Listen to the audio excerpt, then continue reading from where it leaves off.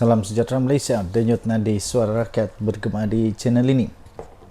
Ramai yang bertanya-tanya kepada saya, apa seterusnya yang telah terjadi kepada kes-kes yang melibatkan orang-orang besar di dalam Bersatu yang berkaitan dengan banyak dana ketika Perikatan Nasional Memerintah Negara Malaysia.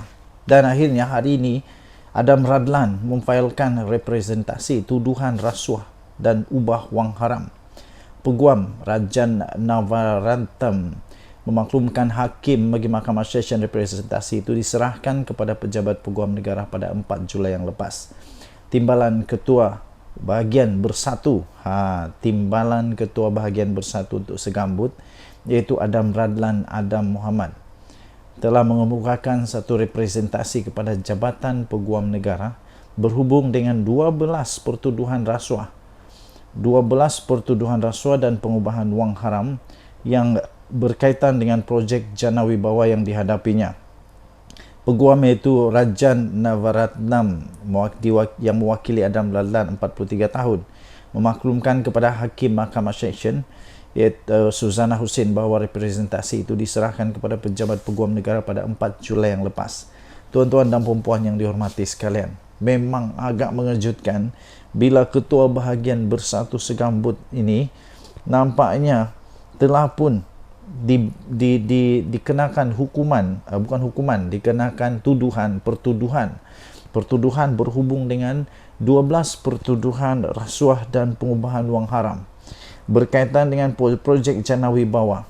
Ini pada ketika siapa memerintah, ketika Muhyiddin Yassin jadi pemerintah. Tetapi walaupun begitu, ingat di Malaysia kita ada undang-undang.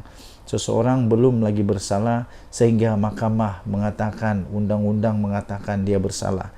Jadi untuk kes ini dia belum bersalah, tetapi disahkan dia ada 12 pertuduhan rasuah dan pengubahan wang haram. Hebat betul pada ketika Muhyiddin jadi Perdana Menteri. Macam kita pernah ingat dulu, ada seorang juga yang macam begini juga. Pihak pendakwaan memerlukan masa sebulan untuk meneliti dan mengkaji representasi yang dikemukakan oleh anak guam kami. Oleh itu kami mohon penangguhan perbicaraan kes yang ditetapkan pada bulan ini, kata peguam itu. Beliau berkata demikian selepas saksi pendakwaan yang pertama selesai memberikan keterangan perbicaraan untuk kes Adam Radlan yang berdepan 5 pertuduhan rasuah dan 7 pertuduhan pengubahan wang haram. 5 rasuah dan 7 pertuduhan pengubahan wang haram. Timbalan Pendakwa Raya Farah Yasmin Saleh mengesahkan telah menerima representasi yang telah dihantar pihak pembelaan pada 5 Julai dan memerlukan masa sebulan untuk meneliti serta mengkaji representasi selain tidak membantah penangguhan perbicaraan kes. Suzana menetapkan pada 6 Ogos ini untuk keputusan representasi. Okey, tuan-tuan dan puan yang dihormati sekalian, apa yang bakal terjadi sekiranya beliau, orang besar Bersatu ini didapati bersalah? Pertama, dia boleh dikenakan dihukum di bawah Seksyen 24/1 Akta yang sama, iaitu Seksyen semua pertuduhan itu mengikut Seksyen 16/A Akta Suruhanjaya Pencegahan Rasuah Malaysia SPRM 2009. Jadi boleh dipenjara maksimum 20 tahun dan denda tidak kurang 5 kali ganda nilai sopan atau RM10,000 Malaysia, mana-mana yang lebih tinggi. Kita tunggu siang keputusannya nanti. Denyut nadi suara rakyat bergema di channel ini. Jangan lupa tekan butang subscribe, like dan share. Malaysia kita punya. Cinta Malaysia ku, kita jaga kita. Bye-bye. Salam sejahtera Malaysia, denyut nadi suara rakyat bergema di channel ini. Saya ada 2 soalan yang tuan-tuan dan puan-puan boleh WhatsApp pula, boleh balas di ruangan komen. Soalan yang pertama, kalau pilihan raya umum diadakan pada bulan September, contoh andai kata tiba-tiba bubar parlimen kerana Datuk Seri Anwar Ibrahim, kononnya saja, walaupun tidak mungkin berlaku, tapi konon sajalah, kita anggap konon sajalah. kononnya Datuk Seri Anwar Ibrahim tumbang kerana kehilangan majoriti di Dewan Rakyat. Kalau pilihan raya diadakan pada bulan September, katakanlah, pada pendapat anda siapa yang bakal menang dalam pilihan raya itu? Adakah tetap akan menang oleh Pakatan Harapan atau Perikatan Nasional atau Barisan Nasional? Patutkah Barisan Nasional berpisah daripada Pakatan Harapan? Patutkah UMNO untuk mencuba nasib sekali lagi untuk bertanding secara gentleman, iaitu secara solo, tidak mengharapkan mana-mana gabungan lain kecuali Barisan Nasional sahaja? Siapa yang bakal menang? Adakah Perikatan Nasional yang bakal menang dengan bergaya sekali lagi? Dan soalan kedua ya tuan-tuan dan puan-puan yang dihormati sekalian, Kalaupun tiba-tibalah Pakatan Harapan kalah, Perikatan Nasional menang, soalan kedua ialah siapa yang layak untuk jadi Perdana Menteri Malaysia untuk menggantikan Datuk Seri Anwar Ibrahim? Itulah masalahnya sebenarnya. Masalah paling besar ialah siapa yang layak untuk ganti Datuk Seri Anwar Ibrahim untuk jadi Perdana Menteri. Adakah Hadi Awang? Tapi Muhyiddin setujukah? Adakah Dr. Samsuri, Menteri Besar Terengganu? Tapi Hamzah Zainuddin dan Azmin Ali setujukah kalau PAS yang memerintah? Inilah persoalan paling besar. Persoalan paling besar sebenarnya ialah bukan menang kalah, tapi siapa yang boleh jadi Perdana Menteri. Soalan seterusnya ialah masihkah PAS mahu Muhyiddin jadi Perdana Menteri?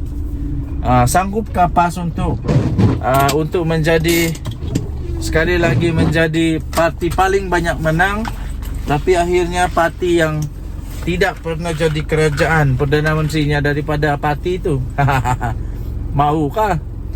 Okey, jadi tinggalkan komen anda. Apa pendapat anda? Siapa sebenarnya yang boleh jadi Perdana Menteri? Muhyiddin Yassin pun rasanya PAS sudah tidak mau jadi Perdana Menterinya Muhyiddin Yassin. Takkanlah Mahathir pula. Mahathir langsung sudah kaki, sebab dia bukan MP, kecuali dia menang lah. Tapi baru-baru ini pilihan raya kalah teruk habis Mahathir. Jadi siapa yang layak untuk ganti Datuk Seri Anwar Ibrahim? Yang saya nampak tiada lah, belum ada lagi. Belum ada lagi. Tinggalkan komen anda. Denyut nadi suara rakyat bergema di channel ini. Jangan lupa tekan butang subscribe, like dan share. Bye bye. Salam sejahtera Malaysia. Denyut nadi suara rakyat bergema di channel ini. Kekalahan di Sungai Bakap menyebabkan banyak orang berpendapat. Salah satunya ada satu artikel yang saya baca, sokongan kepada kerajaan akan boleh akan berlaku terus merundum kerana keputusan-keputusan yang diambil oleh kerajaan yang tak populis. Yang tak populis ini maksudnya ialah seperti menaikkan mewujudkan dasar minyak bersubsidi untuk diesel yang baru diumumkan. Lepas itu tentang cukai dan sebagainya. Itu yang tidak populis. Jadi pada pendapat anda, terutamanya yang penyokong-penyokong PHPN, memang benarkah keadaan ini berlaku dan patutkah, perlukah untuk Datuk Seri Anwar Ibrahim Perdana Menteri Malaysia untuk mengumumkan, menarik semula dasar yang tidak populis ini, keputusan-keputusan yang tidak populis, tidak popular, tidak disukai oleh rakyat ini? Sebenarnya pada pendapat saya bukan semua rakyat terkesan. Yang terkesan itu adalah orang-orang yang kaya saja. Sebab untuk orang-orang yang tidak kaya, kita tetap akan mendapat subsidi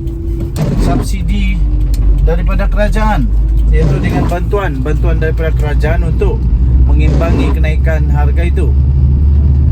Adakah kerajaan perlu untuk membatalkan semua itu? Pada pendapat saya, tidak perlu. Tidak perlu kerana akhirnya satu hari nanti, 10-15 tahun akan datang, semua orang akan mendapati bahawa keputusan Datuk Seri Anwar Ibrahim ini adalah keputusan yang menyelamatkan negara Malaysia, yang dapat menyelamatkan negara Malaysia, dan bukan hanya untuk menjaga pungkok, menjaga buntut supaya terus dapat duduk di kerusi empuk Perdana Menteri, kerusi empuk MP dan sebagainya.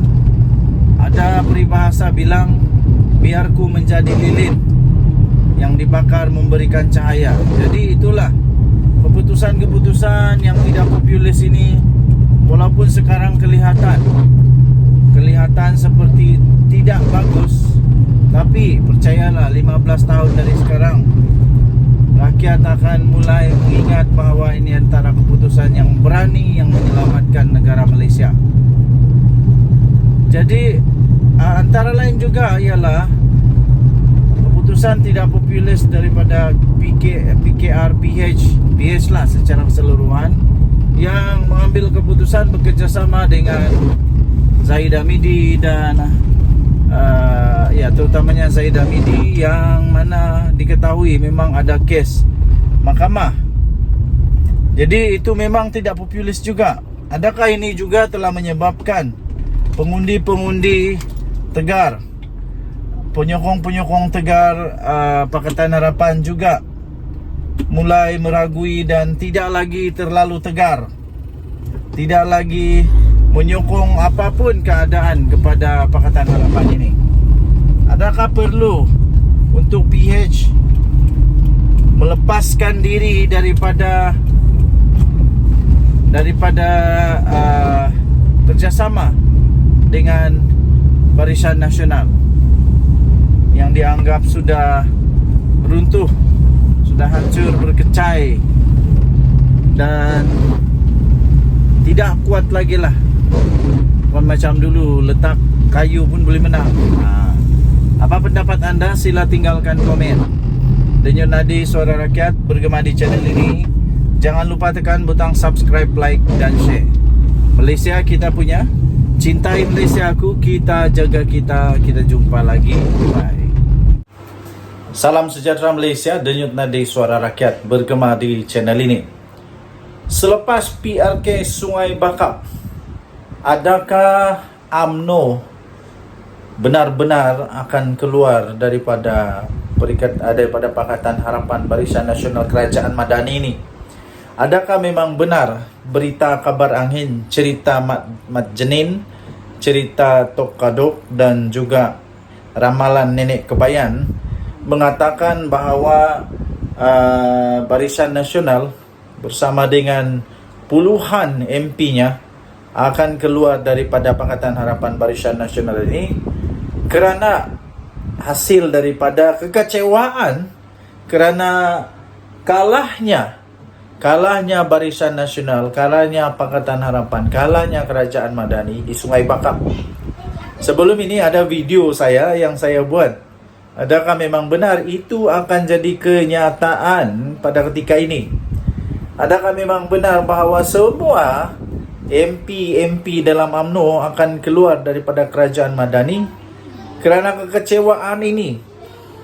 Adakah mereka tiba-tiba sedar bahawa mereka sepatutnya berada di tempat yang lain, bukan di Kerajaan Madani? Kerana mereka tidak membawa sebarang impak, mereka tidak membawa sebarang kelebihan, mereka tidak pun membawa sebarang kebaikan yang boleh membawa kemenangan kepada Kerajaan Madani Pakatan Harapan ini. Adakah Zahid Hamidi benar-benar akan bersama dengan Tok Mat Hassan untuk membawa UMNO keluar daripada Kerajaan Madani? Benarkah ini bakal berlaku? Okey, baik. Jawapan saya ialah tidak mungkin berlaku buat masa ini. Kerana kekalahan ini bukan disebabkan juga oleh UMNO. Tidak ada disebabkan oleh UMNO, walaupun kemungkinan besar pengundi-pengundi tradisi UMNO, pengundi-pengundi tradisi UMNO yang dulu tidak mengundi Pakatan Harapan, tetapi sama ada mereka tidak keluar mengundi ataupun mengundi Perikatan Nasional seperti yang berlaku pada PRU yang lalu. Seterusnya ialah kekalahan ini haruslah dikongsi bersama. Maksudnya tidaklah boleh dikatakan ini adalah punca utama adalah kerana ada UMNO di dalam kerajaan. Ada UMNO dalam kerajaan. Jadi tidak bolehlah kita kata kerana itu UMNO perlu mengambil tanggungjawab, mengambil kebertanggungjawaban dengan kekalahan dan letak jawatan keluar daripada kerajaan ini. Tidak. Tetapi kalau memang betul UMNO mau keluar pun tiada masalah juga. Buktinya ialah sama ada UMNO ada atau tiada dalam kerajaan, kalau kalah tetap kalah juga. Kalau menang tetap menang juga, ya. Jadi itu tidak membawa terlalu besar dia punya impact kalau UMNO keluar pun daripada kerajaan Madani ini. Okey, apapun kita harap janganlah keluar daripada kerajaan ini. UMNO janganlah keluar daripada kerajaan supaya kestabilan politik di Malaysia dapat dikekalkan sekurang-kurangnya. Selesailah panggal ini. Biarlah kalau mau tumbang pun biar tumbang pada pilihan raya, bukan tumbang pada tebuk-tebuk atap, pada pintu belakang, pada macam-macam pengkhianatan dan sebagainya. Itu tidak seronoklah. Okey, bertahanlah. Ada 3 tahun lagi, paling lama pun 3 tahun lagi untuk kita tukar balik kerajaan ini kalau perlu. Denyut Nadi, Suara Rakyat, bergema di channel ini. Jangan lupa tekan butang subscribe, like dan share. Bye-bye. Salam sejahtera Malaysia, Denyut Nadi, Suara Rakyat, bergema di channel ini. Ramai yang bertanya-tanya kepada saya, apa seterusnya yang telah terjadi kepada kes-kes yang melibatkan orang-orang besar di dalam Bersatu yang berkaitan dengan banyak dana ketika Perikatan Nasional memerintah negara Malaysia. Dan akhirnya hari ini Adam Radlan memfailkan representasi tuduhan rasuah dan ubah wang haram. Peguam Rajan Navaratnam memaklumkan hakim bagi Mahkamah Session representasi itu diserahkan kepada pejabat peguam negara pada 4 Julai yang lepas. Timbalan Ketua Bahagian Bersatu, Timbalan Ketua Bahagian Bersatu untuk Segambut, iaitu Adam Radlan Adam Muhammad, telah mengemukakan satu representasi kepada Jabatan Peguam Negara berhubung dengan 12 pertuduhan rasuah. 12 pertuduhan rasuah dan pengubahan wang haram yang berkaitan dengan projek Jana Wibawa yang dihadapinya. Peguam iaitu Rajan Navaratnam yang mewakili Adam Radlan 43 tahun memaklumkan kepada Hakim Mahkamah Session iaitu Suzana Hussein bahawa representasi itu diserahkan kepada pejabat peguam negara pada 4 Julai yang lepas. Tuan-tuan dan puan-puan yang dihormati sekalian, memang agak mengejutkan bila Ketua Bahagian Bersatu Segambut ini nampaknya telah pun dikenakan hukuman, dikenakan pertuduhan berhubung dengan 12 pertuduhan rasuah dan pengubahan wang haram berkaitan dengan projek Jana Wibawa. Ini pada ketika siapa memerintah, ketika Muhyiddin Yassin jadi pemerintah. Okey. Tetapi walaupun begitu, ingat di Malaysia kita ada undang-undang. Seseorang belum lagi bersalah sehingga mahkamah mengatakan, undang-undang mengatakan dia bersalah. Jadi untuk kes ini dia belum bersalah, tetapi disahkan dia ada 12 pertuduhan rasuah dan pengubahan wang haram. Hebat betul pada ketika Muhyiddin jadi Perdana Menteri. Macam kita pernah ingat dulu, ada seorang juga yang macam begini juga. Pihak pendakwaan memerlukan masa sebulan untuk meneliti dan mengkaji representasi yang dikemukakan oleh anak guam kami. Oleh itu kami mohon penangguhan perbicaraan kes yang ditetapkan pada bulan ini, kata peguam itu. Beliau berkata demikian, selepas saksi pendakwaan yang pertama selesai memberikan keterangan perbicaraan untuk kes Adam Radlan yang berdepan 5 pertuduhan rasuah dan 7 pertuduhan pengubahan wang haram. 5 rasuah dan 7 pertuduhan pengubahan wang haram. Huyo. Timbalan Pendakwa Raya, Farah Yasmin Saleh mengesahkan telah menerima representasi yang telah dihantar pihak pembelaan pada 5 Julai dan memerlukan masa sebulan untuk meneliti serta mengkaji representasi selain tidak membantah penangguhan perbicaraan kes. Susana menetapkan pada 6 Ogos ini untuk keputusan representasi. Okey, tuan-tuan dan puan yang dihormati sekalian, apa yang bakal terjadi sekiranya beliau, ya, orang besar bersatu ini didapati bersalah? Pertama, dia boleh dikenakan dihukum di bawah Seksyen 24/1 Akta yang sama, iaitu Seksyen semua pertuduhan itu mengikut Seksyen 16/A Akta Suruhanjaya Pencegahan Rasuah Malaysia SPRM 2009. Jadi boleh dipenjara maksimum 20 tahun dan denda tidak kurang 5 kali ganda nilai sopan atau RM10,000 Malaysia, mana-mana yang lebih tinggi. Kita tunggu siang keputusannya nanti. Denyut nadi Suara Rakyat bergema di channel ini. Jangan lupa tekan butang subscribe, like dan share. Malaysia kita punya. Cinta Malaysia ku, kita jaga kita. Bye-bye. Salam sejahtera Malaysia. Denyut nadi Suara Rakyat bergema di channel ini.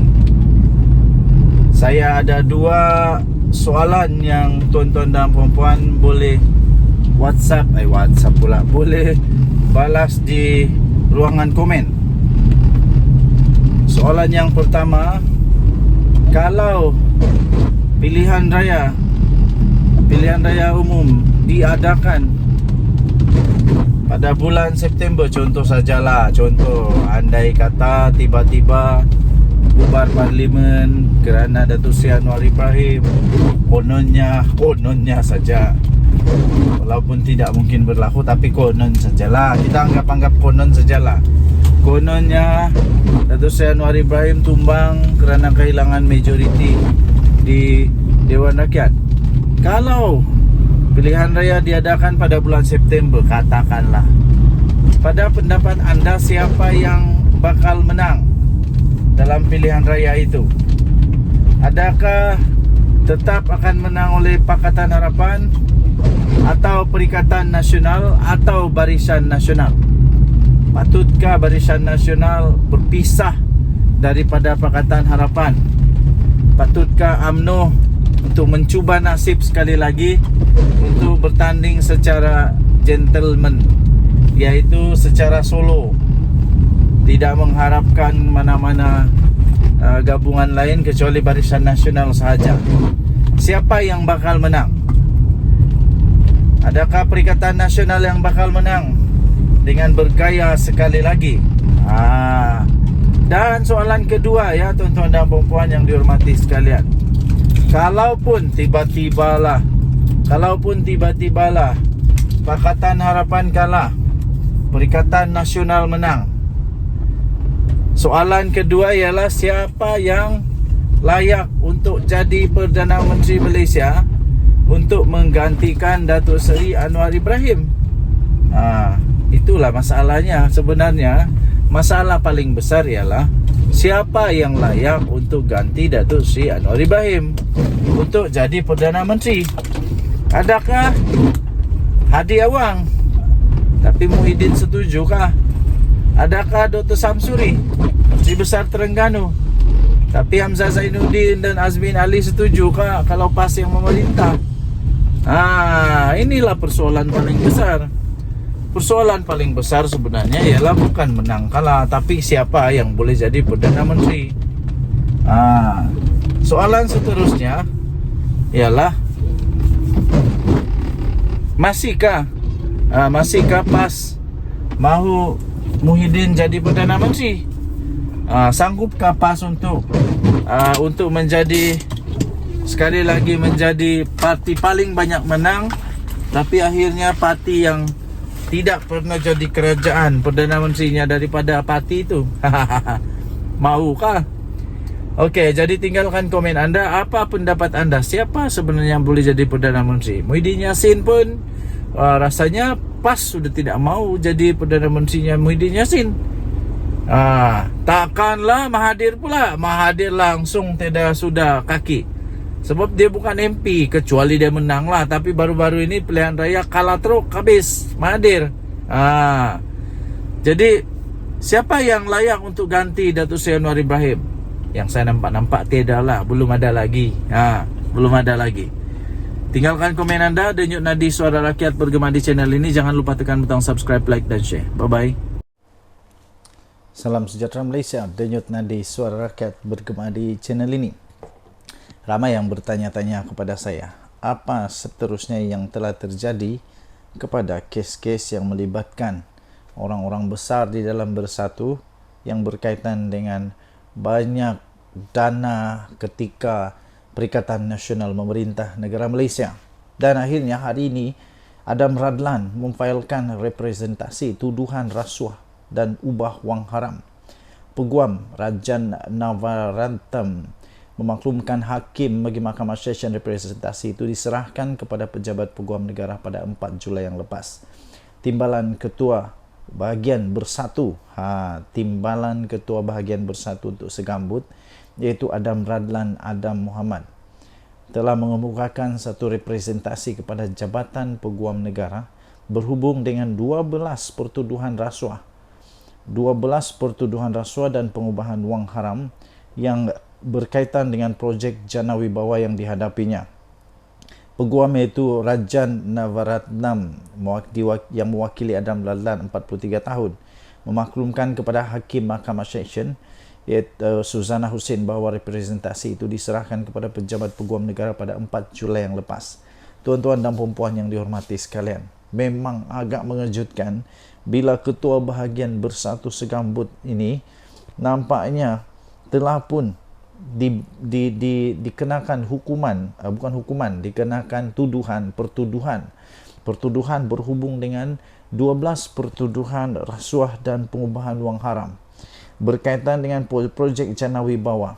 Ini pada ketika siapa memerintah, ketika Muhyiddin Yassin jadi pemerintah. Okey. Tetapi walaupun begitu, ingat di Malaysia kita ada undang-undang. Seseorang belum lagi bersalah sehingga mahkamah mengatakan, undang-undang mengatakan dia bersalah. Jadi untuk kes ini dia belum bersalah, tetapi disahkan dia ada 12 pertuduhan rasuah dan pengubahan wang haram. Hebat betul pada ketika Muhyiddin jadi Perdana Menteri. Macam kita pernah ingat dulu, ada seorang juga yang macam begini juga. Pihak pendakwaan memerlukan masa sebulan untuk meneliti dan mengkaji representasi yang dikemukakan oleh anak guam kami. Oleh itu kami mohon penangguhan perbicaraan kes yang ditetapkan pada bulan ini, kata peguam itu. Beliau berkata demikian selepas saksi pendakwaan yang pertama selesai memberikan keterangan perbicaraan untuk kes Adam Radlan yang berdepan 5 pertuduhan rasuah dan 7 pertuduhan pengubahan wang haram. 5 rasuah dan 7 pertuduhan pengubahan wang haram. Timbalan Pendakwa Raya Farah Yasmin Saleh mengesahkan telah menerima representasi yang telah dihantar pihak pembelaan pada 5 Julai dan memerlukan masa sebulan untuk meneliti serta mengkaji representasi selain tidak membantah penangguhan perbicaraan kes. Suzana menetapkan pada 6 Ogos ini untuk keputusan representasi. Okey, tuan-tuan dan puan yang dihormati sekalian, apa yang bakal terjadi sekiranya beliau, orang besar Bersatu ini didapati bersalah? Pertama, dia boleh dikenakan dihukum di bawah Seksyen 24/1 Akta yang sama, iaitu Seksyen semua pertuduhan itu mengikut Seksyen 16/A Akta Suruhanjaya Pencegahan Rasuah Malaysia SPRM 2009. Jadi boleh dipenjara maksimum 20 tahun dan denda tidak kurang 5 kali ganda nilai sopan atau RM10,000 Malaysia, mana-mana yang lebih tinggi. Kita tunggu siang keputusannya nanti. Denyut Nadi Suara Rakyat bergema di channel ini. Jangan lupa tekan butang subscribe, like dan share. Malaysia kita punya. Cinta Malaysia aku, kita jaga kita. Bye-bye.